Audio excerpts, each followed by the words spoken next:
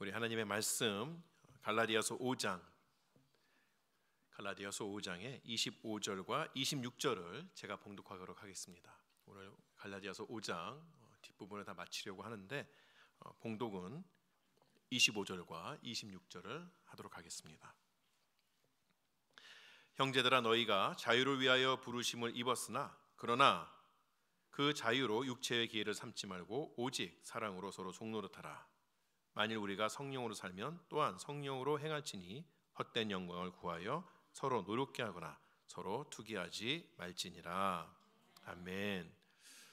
그리스도의 십자가를 통하여서 우리에게 주어진 자유를 지키기 위해 지켜야 할 세 가지를 우리 다시 한번 확인합니다.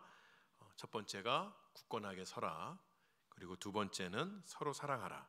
그리고 마지막으로 성령을 따라 행하라. 이 세 가지였습니다. 예수님을 믿고 우리가 신앙생활을 하는 사람들에게 있어서는 이런 것들이 우리의 삶을 풍성하게 한다는 것, 그런 것에 있어서는 이견이 없을 줄로 압니다. 하지만 하나님의 은혜 안에서 굳건하게 사는 것이나 또 서로 사랑하는 것, 그리고 성령을 따라 행하는 것, 이런 것들이 사실은 말처럼 쉬운 것이 아님을 또한 우리가 알기도 합니다.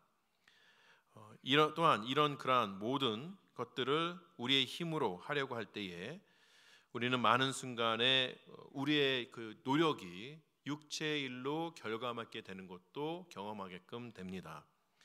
지난 시간에 인용했던 팀 켈러 목사님의 말처럼 우리의 문제는 많은 순간에 선한 것을 지나치게 추구함으로 말미암아서 육체의 일 또는 집착이 생긴다, 악한 것들로 결과가 맺어진다, 그러한 것들을 기억할 수 있습니다.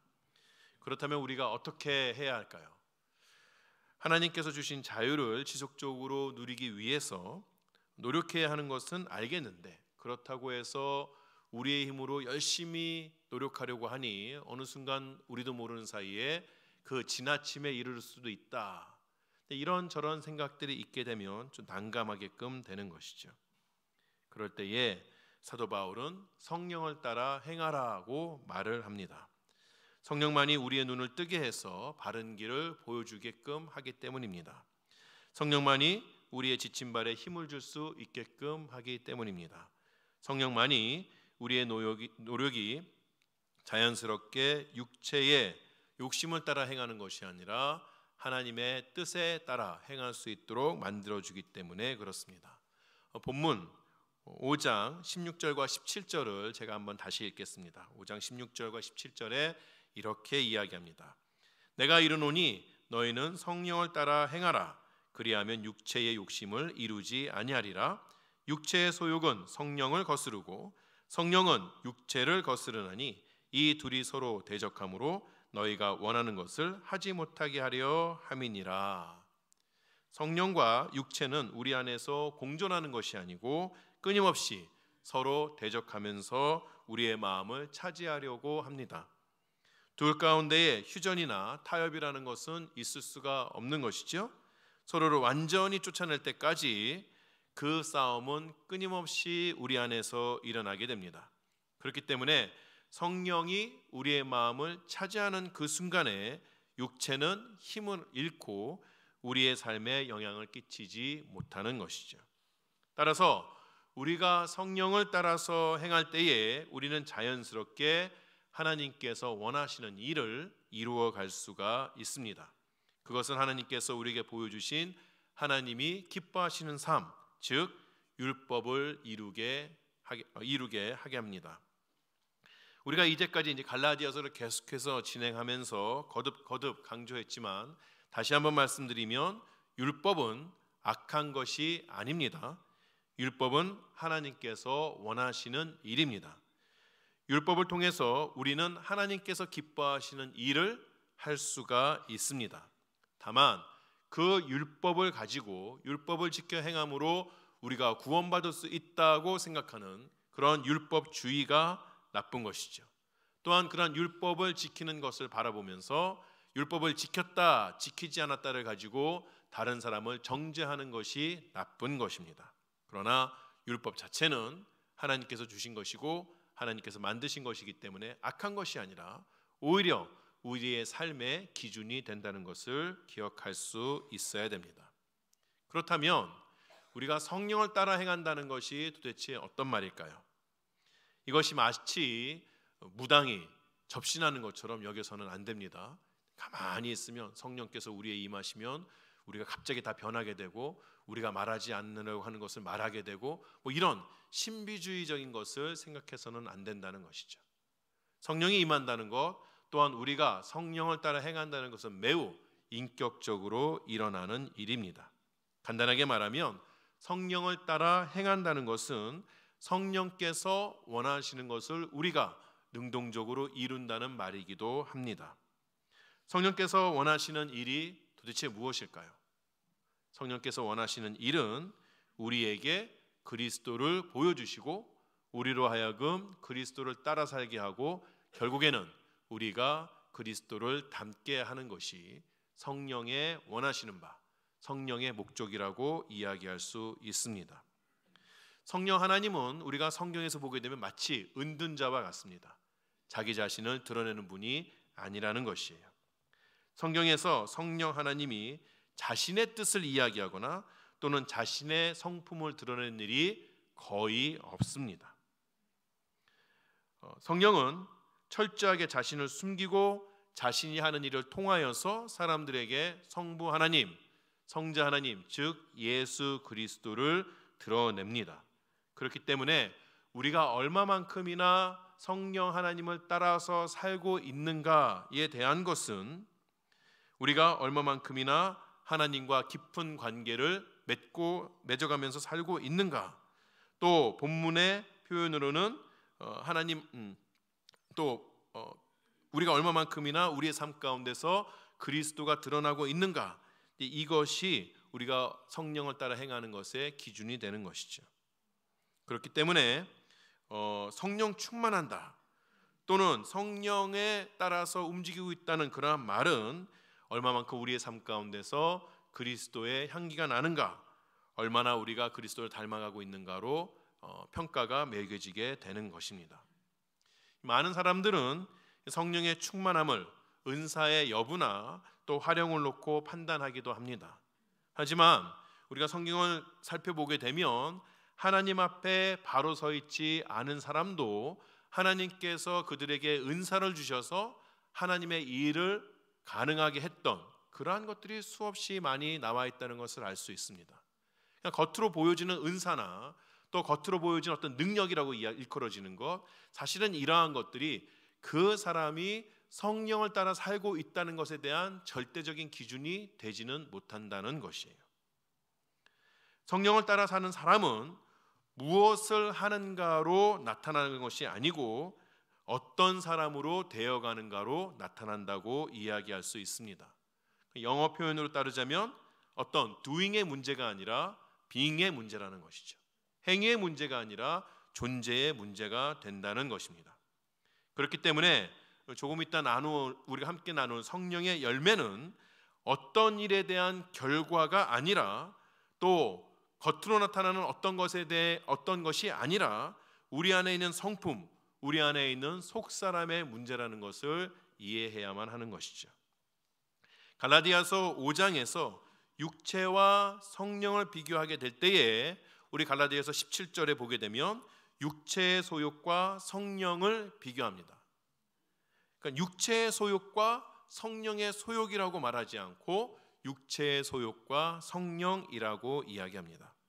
19절에서도 육체의 일과 비교하면서 성령의 일이라고 이야기하지 아니하고 성령의 열매라고 이야기합니다.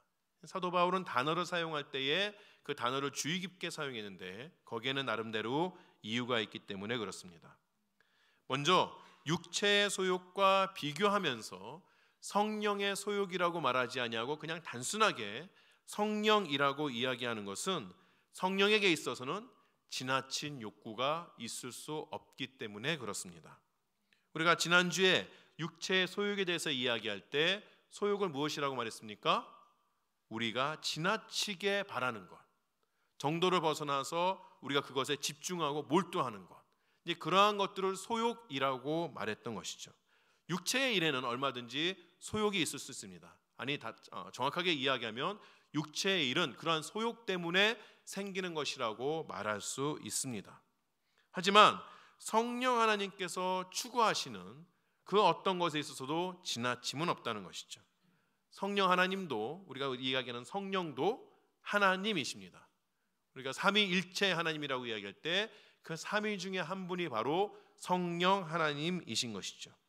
그분은 성부 하나님, 성자 하나님과 동일하게 전능하시고 전지하신 분입니다.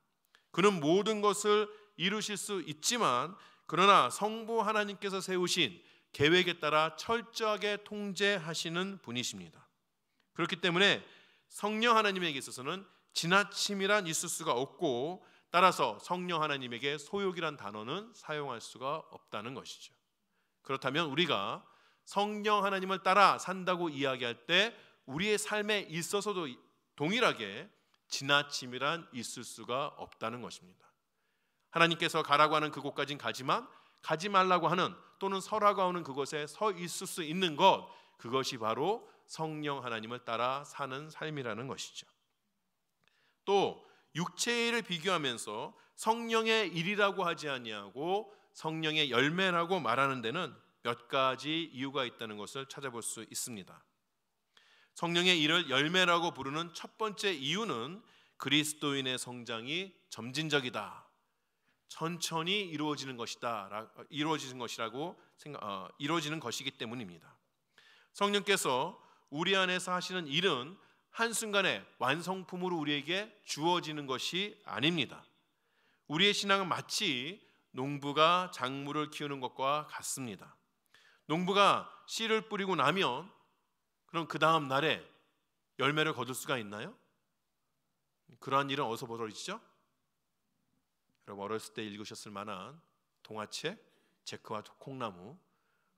콩 하나 심었더니 그 다음 날 구름 위까지 그냥 나무가 뻗쳐오르는 그런 상상 속에 있는 동화에서나 일어나는 일이지, 사실 우리의 일상생활에서는 일어날 수가 없다는 것이에요. 농부는 씨를 심고 물을 주면서 싹이 나올 때를 기다려야 합니다.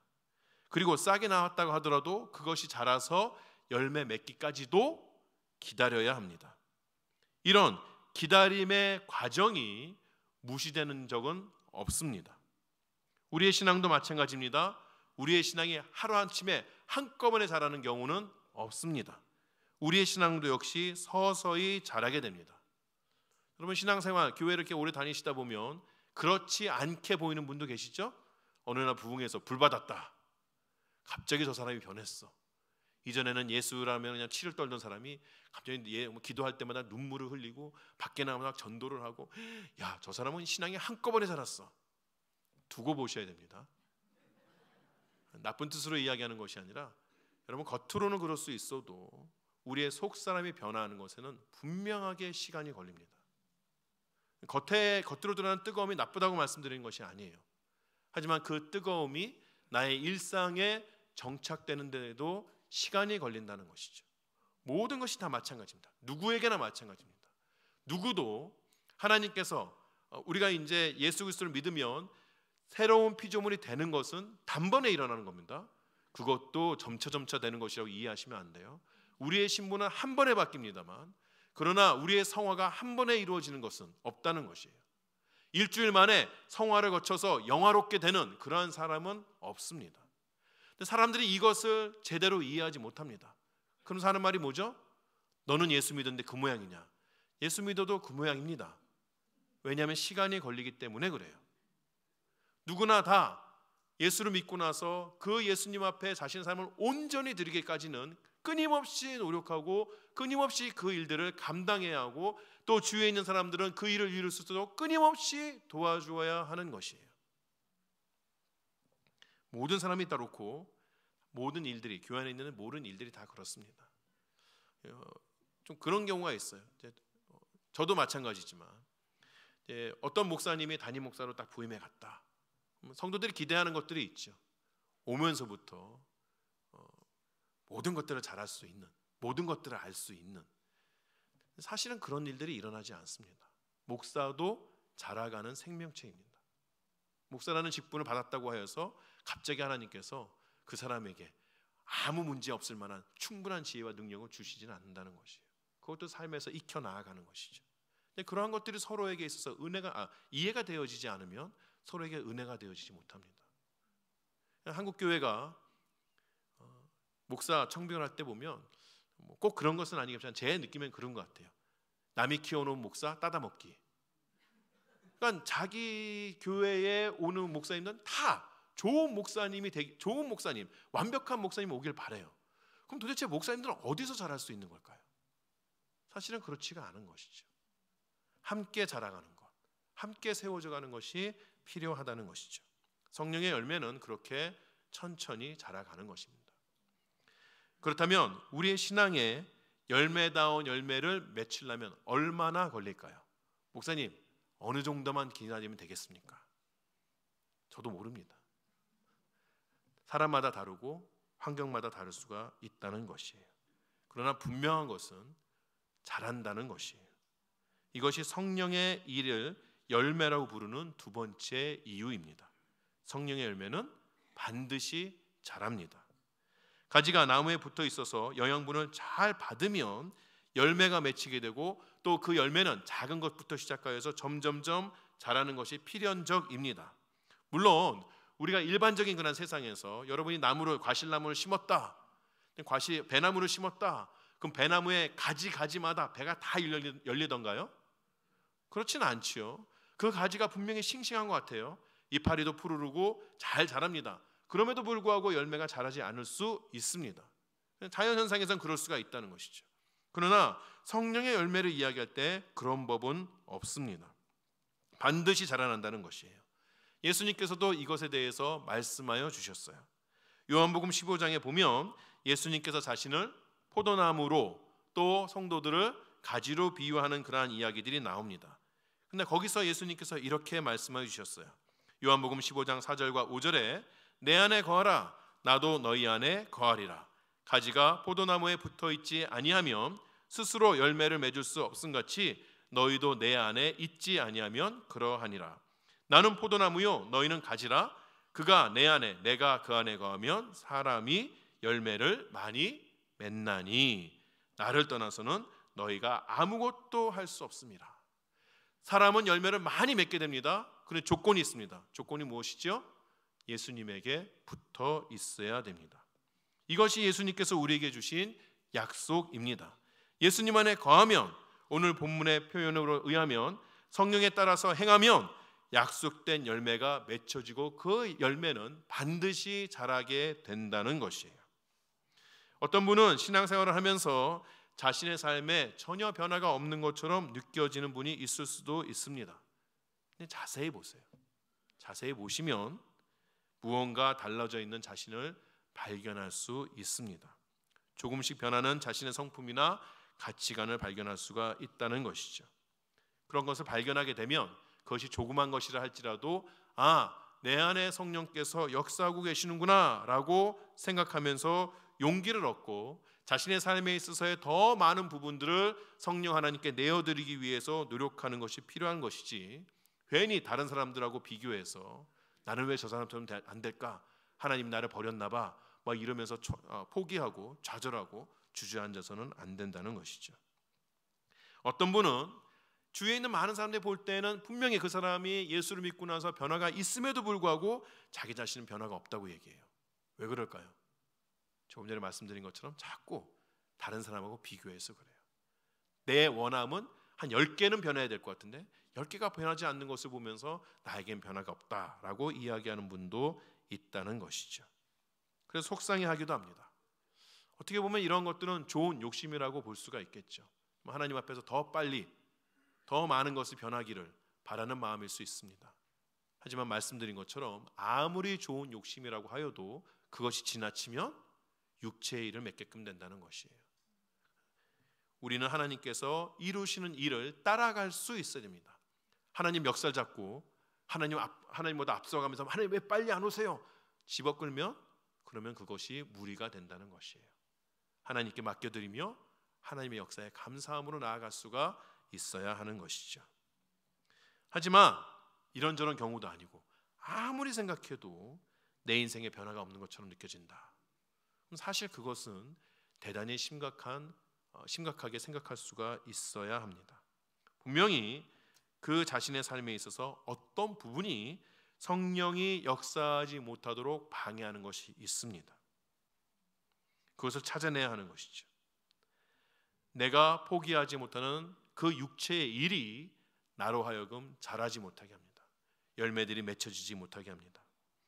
그것을 찾아내야 하고, 그리고 찾았다면 그 육체의 일을 우리 지난주에 본 것처럼 십자가에 못 박을 수가 있어야 하는 것이에요. 그리고 그 육체의 일이 차지했던 시간과 공간을, 내 삶 속에서 그런 공간과 시간이 있겠죠. 그 육체의 일을 하기 위해서 사용했던 그러한 공간들, 그것들을 빈 공간으로 내버려 두지 말고 하나님을 위한, 하나님께 가까이 가기 위한 그 일로 채워야 합니다. 그 공간이 그냥 그대로 비어 있으면 어떻게 되죠? 악한 영이 다른 육체의 일로 그 공간을 채우기 위해서 끊임없이 노력하기 때문에 그렇습니다. 그렇게 공간을 비워내고, 육체의 일을 있던 공간을 비워내고 그것을 하나님의 것으로 채우는 그러한 반복된 그러한 노력들, 그 노력들이 결국에는 우리로 하여금 바뀌게, 변화할 수 있도록 만들어 준다는 것이에요. 나의 가치관이 변하게 되고 어느 정도 우리도 유혹을 이길 힘을 가질 수가 있습니다.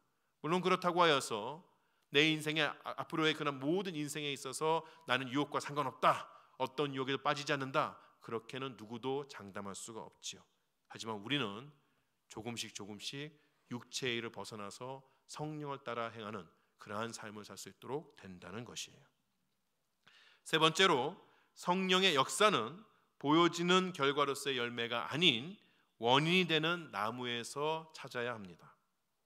사람들은 겉으로 보여지는 것에 집중하게끔 되죠. 물론 갈라디아서 이 5장, 우리가 보고 있는 갈라디아서 5장에서도 육체의 일이다, 성령의 일이다 라고 이야기할 때 그 많은 것들은 사실 우리가 눈으로 확인할 수 있는 것들이기도 합니다. 하지만 우리는 그것보다는 그런 결과를 내게끔 하는 그 원인에 집중할 수가 있어야 하는 것이에요. 즉, 우리가 어떤 나무에 달려 있는지를 확인해야만 합니다. 예수님께서는 마태복음 5장부터 산상수훈, 산에서 이제 설교를 하여 주시죠. 그 설교가 설교가 끝나갈 그쯤에 사람들에게 뭐라고 말씀하시냐면 그들의 열매로 그들을 알리라라고 말씀하십니다. 그것만 따지면 예수님께서도 겉으로 보여지는 열매만 가지고 사람들을 판단하는 것처럼 생각이 돼요. 근데 그 다음에 뭐라고 말씀하시냐? 하면 우리 마태복음 7장 21절에 이렇게 이야기합니다. 나더러 주여 주여 하는 자마다 다 천국에 들어갈 것이 아니요 다만 하늘에 계신 내 아버지의 뜻대로 행하는 자라야 들어가리라. 예수님께서는 열매에 대해서 이야기하지만 그러나 그 열매 다음에 하시는 말은 사실 열매에 대해서 판단하고 열매를 떼어내라, 열매를 던져라 이렇게 말씀하시는 것이 아니라 나무에 대해서 말씀하십니다. 좋은 나무이기 때문에 좋은 열매를 맺는 것이다. 나쁜 나무이기 때문에 나쁜 열매를 맺는 것이다. 나쁜 나무에게서 좋은 열매는 맺을 수 없다고 말씀하여 주시는 것이에요.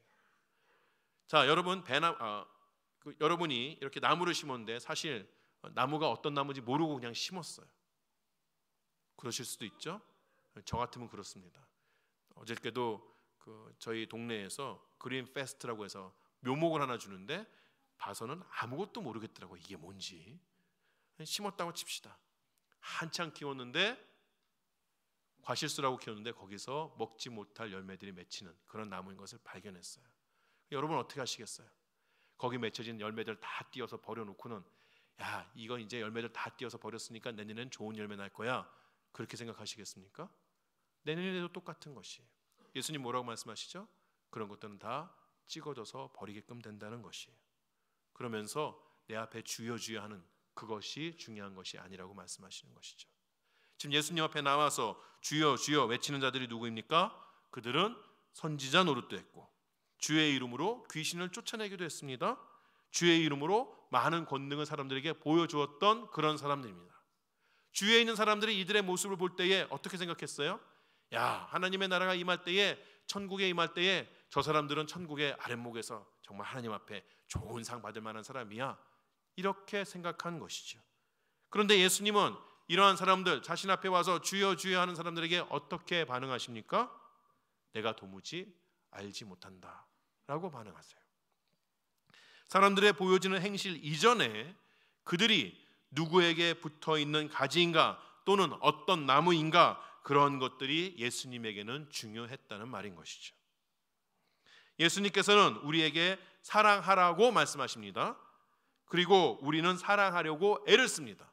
그런데 예수님에게 붙어있지 않은 채 사람들을 사랑하려고, 하나님을 사랑하려고 하면 그것이 율법주의가 된다는 것이에요. 바리새인들도요, 예수님 시대의 바리새인들도 사랑하려고 애썼습니다. 그런데 율법주의적인 태도로 사랑하려고 애썼어요. 그렇게 되니 그들이 가장 먼저 누군가를 사랑하려고 할 때에 가장 먼저 생각하는 게 무엇인지 아십니까? 누가 나의 사랑을 받을 만한 사람인가? 누가 나의 이웃인가? 왜? 그들은 이웃만 사랑하니까. 하나님의 뜻이니 사랑은 해야겠고, 그렇다고 아무나 사랑하고 싶은 그러한 마음은 없기 때문에 기준에 집착하는 것이에요. 이것은 예수님께서 원하시는 사랑이 아닌 것이죠. 성령께서 역사함으로 이루어지는 사랑도 아닌 것이죠. 성령께서 역사함으로 이루어지는 사랑은 자기의 유익을 구하지 아니하고 오히려 자기의 것을 내어주는 그러한 사랑인 것이죠. 그런 사람은 그런 사랑은 절대 인간의 노력으로 이루어지지 않습니다. 우리의 마음속에 있는 죄성이 그것을 허용하지 않기 때문에 그래요. 오직 그리스도로부터 은혜와 사랑을 공급받은 사람만이 그 사랑을 이룰 수가 있는 것입니다. 그렇기 때문에 우리가 성령의 열매를 이해하려고 할 때 우리는 언급되어지는 9가지의 성품들, 그것이 우리의 삶에 나타나기 위해서 애쓰기 이전에 반드시 해야 할 것이 있는데, 우리가 예수 그리스도의 사랑과 은혜를 충분히 이해하고 그 사랑과 은혜로 우리의 삶을 채워야 한다는 것이에요.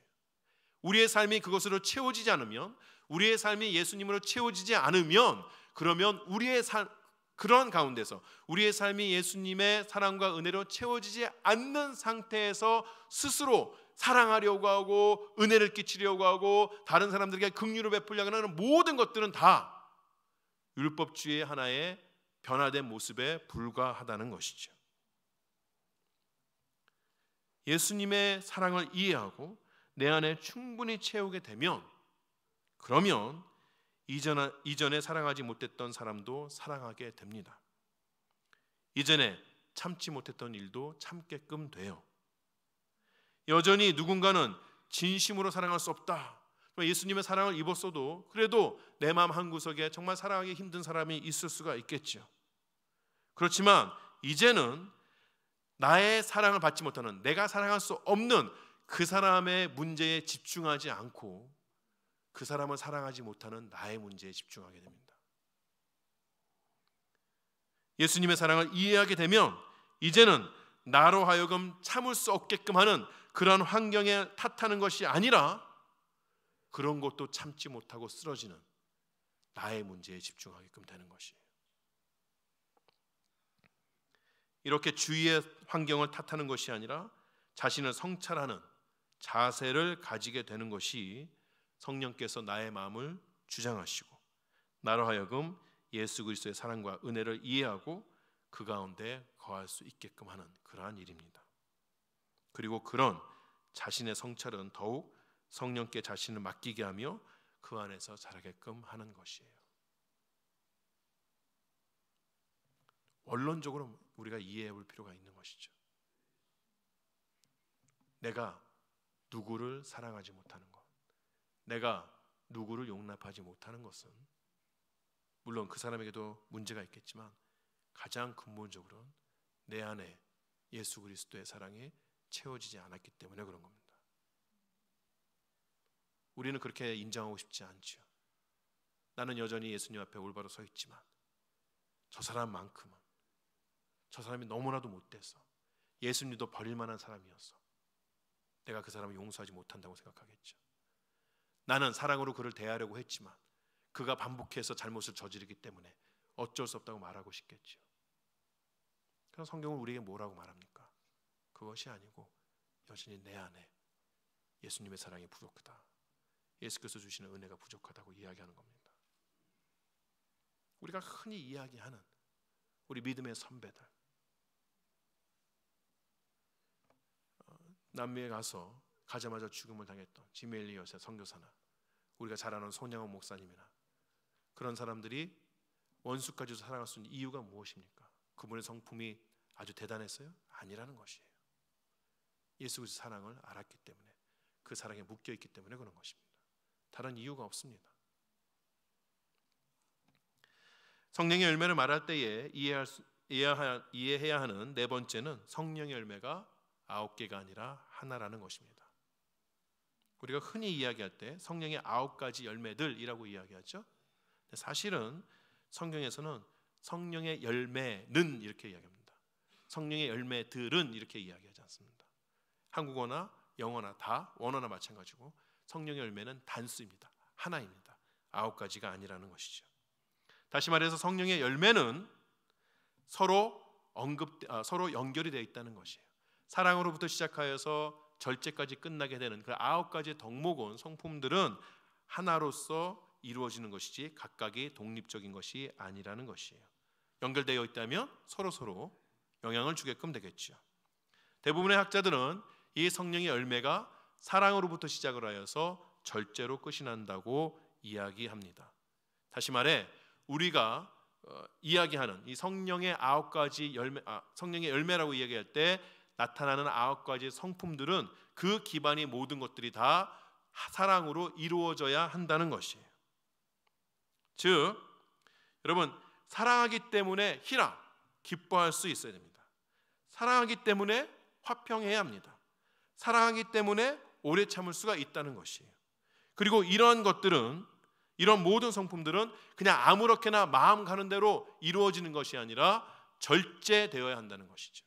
우리가 처음에 이야기한 것처럼 절대되지 못한 것은 어떻게 된다? 결국은 육체의 일로 결말이 맺기 때문에 사랑으로 시작되는 모든 것들은 다 절제된 상태로 끝이 나야 한다는 것입니다. 9가지의 성품이 개별적으로 존재하는 것이 아니라 하나의 열매로서 서로 밀접하게 연결되어 있다고 생각할 때에 우리는 흔히 이런 말들 하죠. 나는 내 삶 가운데는 희락이라는 열매는 있는데 오래 참음이라는 열매는 없어. 이것이 가능한 일일까요? 사실은 가능한 일이 아니에요. 근데 어떻게 보면, 어떤 사람들을 보면 항상 기쁨으로 사는데 그 사람은 잘 참지는 못해요. 그럼 그 기쁨이 성령으로부터 나온 것이냐? 아니라는 것이죠. 여러분 다 기질이 있죠? 성품들이 있죠? 요새는, 옛날에 우리는 뭘 갖고 얘기했나요? 혈액형, 지금은 MBTI 이런 거 갖고 이야기하잖아요. 사람마다 기질이 다릅니다. 여러분 병원에 가시면 1부터 10까지 고통의 그 지수에 대해서 이야기하라 그러죠. 근데 똑같은 고통이 주어진다고 모든 사람들이 다 똑같은 번호를 이야기하나요? 그렇지 않죠? 어떤 사람은 잘 참는 사람이 있고 어떤 사람은 그냥 바늘 끝에만 닿아도 막 죽는다고 그러는 사람들이 있죠. 사람마다 기질이 다릅니다. 그러니까 어떤 사람이 보는데 저 사람은 정말 항상 기뻐하는 것 같아요. 근데 남들한테 긍휼을 베푸는 게 별로 없어요. 그럼 그것은 성령의 열매로 나타나는 것이 아니라 그 사람의 기질인 것이에요. 기질과 성령의 열매는 따로 구분되어서 판단되어져야 됩니다. 여러분 이거 다른 것을 아시겠죠? 성령의 열매는 한꺼번에 균형 있게 자라게끔 됩니다. 왜? 서로 연결되어 있으니까. 사랑이 많아서 인내하고, 사랑이 많아서 오래 참고, 사랑이 많아서 긍휼을 베푸는 것이지, 그냥 기질상 남들에게 더 공감을 잘해서 그런 일들을 이루는 것은 다르다는 것이에요. 그렇다면 여러분에게서 그 9가지 중에서 혹시 화평함이 없습니까? 목사님, 저는 사랑은 넘치는데, 정말 주님 주신 사랑은 넘치는데 제 삶에 화평은 없어요. 어떻게 생각하시면 돼요? 여러분에게는 사랑도 없어요. 그렇게 생각하시면 됩니다. 우리가 하나만 이루어지는 법은 없습니다. 함께 이루어지는 겁니다. 그리고 함께 연관되어서 잘 균형 있게 자라는 것이 필요하다는 것이죠.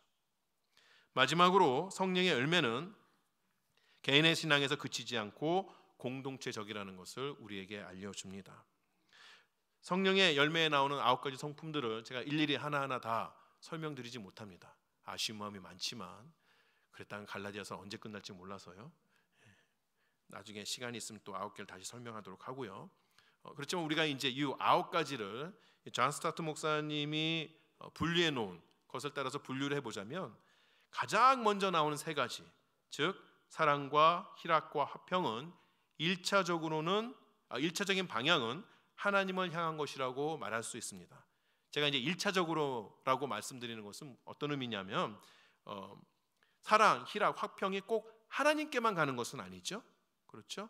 이웃에게도 가는 것이고 또 자기 자신에게 오는 것이기도 합니다만, 그러나 1차적인 목표는 하나님 앞에 드려지는 것이 그 목표라는 것이에요. 두 번째 그룹, 오래 참음과 자비와 양선은 1차적으로는 이웃을 향한 것입니다. 세 번째 그룹, 충성과 온유와 절제는 1차적으로는 자기 자신을 향한 것입니다. 이렇게 볼 때에 성령의 열매는 그저 개인적인 경건에서 그치는 것이 아니라 하나님과의 관계, 이웃과의 관계, 나와의 관계, 그런 모든 관계를 다 통틀어는 것이고, 그렇기 때문에 성령의 열매는 나만을 위한 것이 아니라 공동체를 위한, 또는 공동체 안에 속해 있는 나에게 해당하는 그러한 덕목이라는 것을 우리가 이해할 수가 있어야 하는 것이죠. 이런 공동체적인 성령의 역사에 대해서는 저희가 다음 주에 더 살펴볼 수 있도록 하겠습니다. 이렇게 저희가 갈라디아서 5장을 마치려고 합니다. 쭉 이어진 말씀을 다시 한번 정리하겠습니다. 자, 우리는 그리스도의 십자가로부터 자유함을 얻었습니다. 그런데 우리는 이 자유함을 육체의 욕망을 따라 사는 것을 말하는 것이 아닙니다. 육체의 욕망을 따라 마음대로 사는 것은 방종이며 다시 죄의 종이 되는 것이지, 그것은 참다운 자유가 아닙니다. 우리에게 주어진 자유는 하나님을 기쁘시게 할 수 있는 자유입니다. 우리는 그 자유를 하나님의 뜻, 즉 율법을 이루기 위해서 사용할 수 있어야 합니다. 하나님의 법을 따라 사는 것이 참다운 자유를 누리는 것입니다. 그렇다고 해서 우리가 다시 율법주의로 돌아가자는 말은 아닙니다. 우리는 율법을 이루려고 할 때 의무감이나 책임감이나 또는 자신의 의를 드러내기 위해서 그 율법을 이루는 것이 아니고, 사랑을 기반으로 하여서 그 모든 것을 행할 수 있어야 합니다. 그리고 나의 힘과 지식이 아닌 성령을 따라서 그 모든 것들을 행할 수 있어야 합니다. 성령을 따라 행한다는 것이 무엇인가? 세 가지로 정리할 수 있겠습니다. 첫 번째는 우리에게 있어서 육체의 일을 십자가에 못 박는 것이라고 말씀드렸습니다. 그 일은 고통스러운 일이고 많은 것을 포기해야만 하는 것입니다.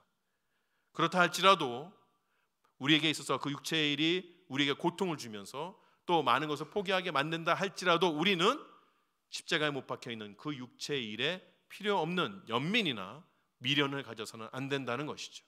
그 육체의 일을 십자가에서 내려서 우리 삶에 다시 두려고 해서는 안 된다는 것입니다. 두 번째로 성령을 따라 행하는 것은 그리스도에게 집중하는 것을 말합니다. 성령은 철저하게 우리로 하여금 그리스도를 바라보게 합니다.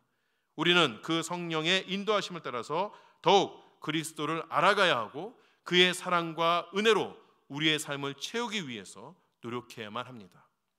그럴 때 우리의 삶에는 자연스럽게 육체의 일이 사라지게 되고 성령의 열매가 나타나고 자라게끔 된다는 것이에요. 그리고 마지막으로 한 가지 더, 성령을 따라 행하는 것은 우리의 능동적이고 적극적인 반응을 요구한다는 것이죠. 앞에서 제가 말씀드렸죠. 성령 충만, 성령을 따라 행하는 것이 귀신에게 접신하는 것이 아니라고 말씀드렸어요. 우리에게서 요구하시는 것이 있다는 것이죠. 우리의 의지로 성령을 따르는 것이 요구가 되어집니다. 오늘 우리의 작정이 요구됩니다. 하나님, 이제는 우리가 육체를 십자가에 못 박고 성령 하나님께서 우리를 이끄시는 대로 따라 살겠다는 그 작정이 우리에게 필요한 것이죠. 이전과는 다른 노력이 필요한 것이죠. 하나님 외에 달려나가기 위해서 일어섬이 필요하다는 것입니다. 사랑하는 세미한 성도 여러분, 성령을 따라 사시는 여러분 되시기 바랍니다. 그리스도께서 우리에게 은혜와 사랑을 부어주실 때 그 부어주시는 그리스도를 바라보고 오늘 나의 자리에서 일어나 더욱 새로워지기 위한 발걸음을 떼는 그러한 여러분이 되시기를 바랍니다. 그런 여러분의 순종과 헌신을 하나님께서 기쁘게 받아주시고 우리를 위해 예배하신 복을 풍성하게 부어주실 줄로 믿습니다. 기도하시겠습니다.